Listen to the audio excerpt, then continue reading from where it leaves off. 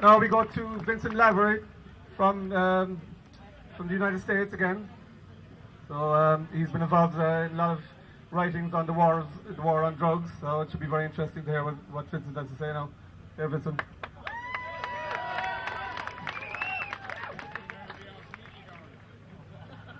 Thank you very much. My name is Vincent Lavery. I left Ireland when I was 20. I went to America and returned to Ireland 6 years ago. I'm 75 years of age, and let me just make a couple of comments about illegal drugs.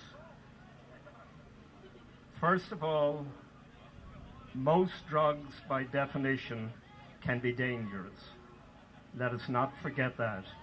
Whether it's nicotine or the Coke in Coca-Cola or whatever you choose, I have to start with that. I have never used an illegal drug in my life, nor do I think I ever will. But having said that, the word to describe the conversation, the need to decriminalize marijuana for medical purposes is totally insane. There's no other word that I know of in the English language to describe our present policies on illegal drugs than insanity. I have started an organization in Dublin called DID, Decriminalize Illegal Drugs. I would like to say we have many members. We have 5. 2 in Dalkey and 2 in California. But it is my hope, starting in mid-June to the end of July, to start a 10 or 12 city tour, what we would call a teach-in, to educate the Irish public on the insanity of the present illegal laws governing illegal drugs.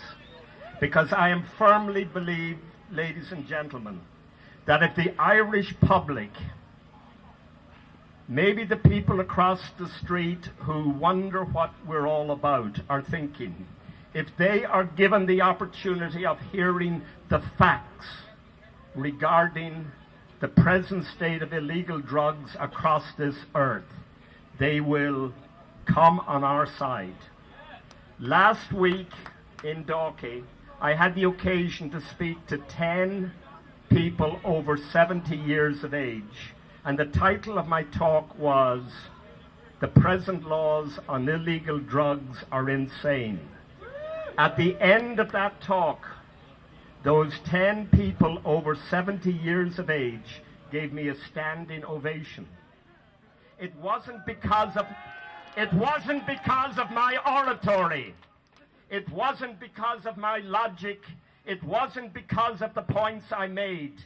It was that the system defeats itself when you have the opportunity to explain the insanity of what we're doing, not just to young people, but to their relatives, to their friends, and to our society.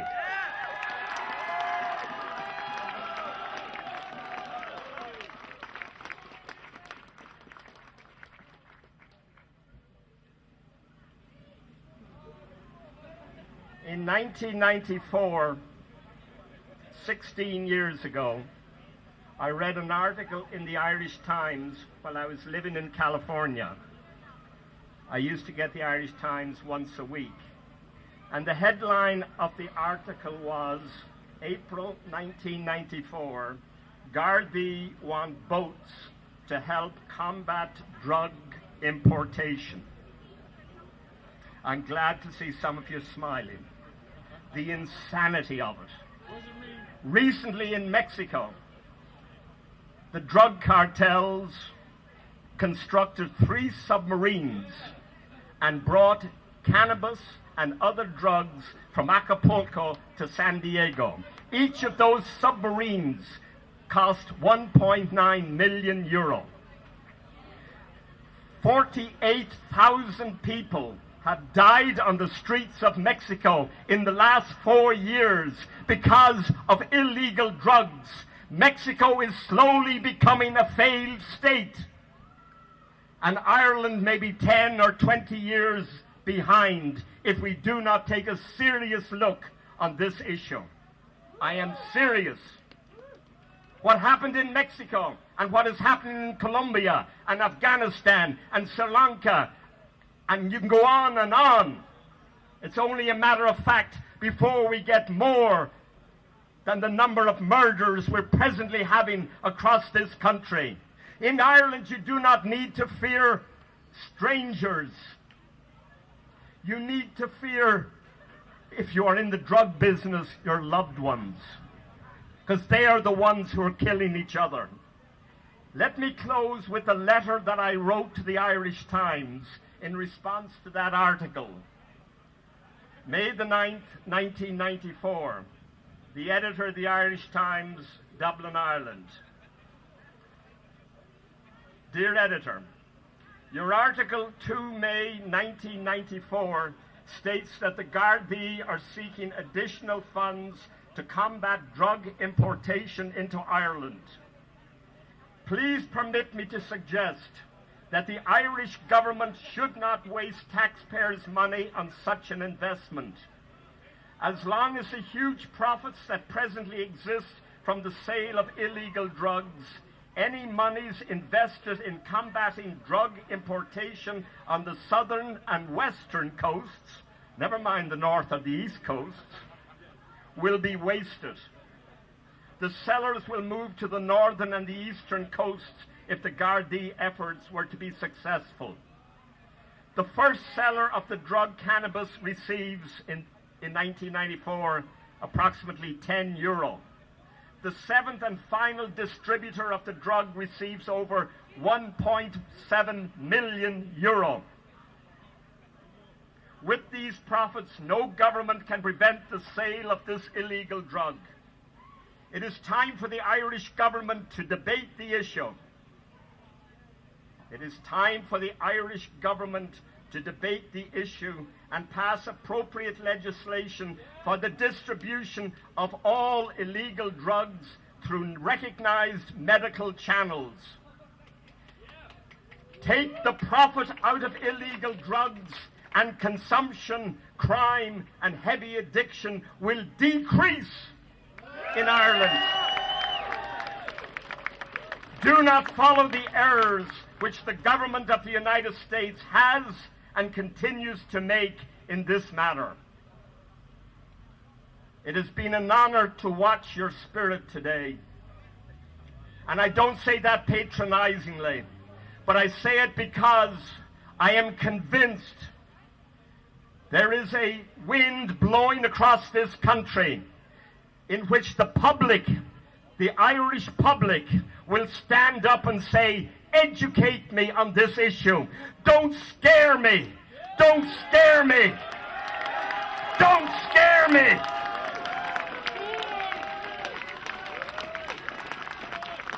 Needless to remark, that letter was not published. What I suggest is decriminalize illegal drugs. And I know if you brought 100 people to this microphone today, you'd get different approaches to this problem.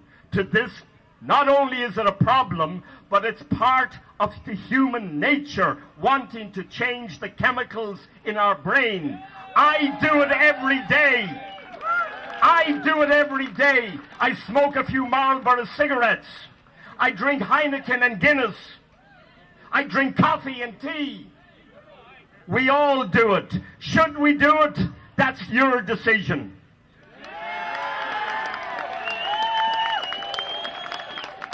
I have here in my hand a copy of the Irish Constitution.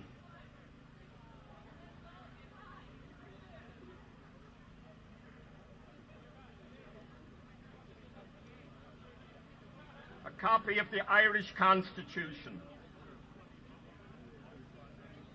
Article 40.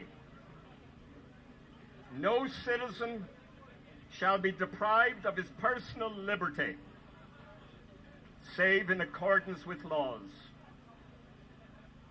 Irish government and Irish people change these insane laws, not necessarily just for those who use illegal drugs, but use it for our children and their children and future generations in this country. We need to promote this policy, not just Irish-wide, of decriminalising all drugs. We need to do it worldwide. We begin with the European Union and move to the United Nations. Is that a far-out thought? Of course it is. Of course it's a far-out thought. But it will never become reality until the Irish public educate themselves on the insanity of our present approach. Thank you, and keep up the great work.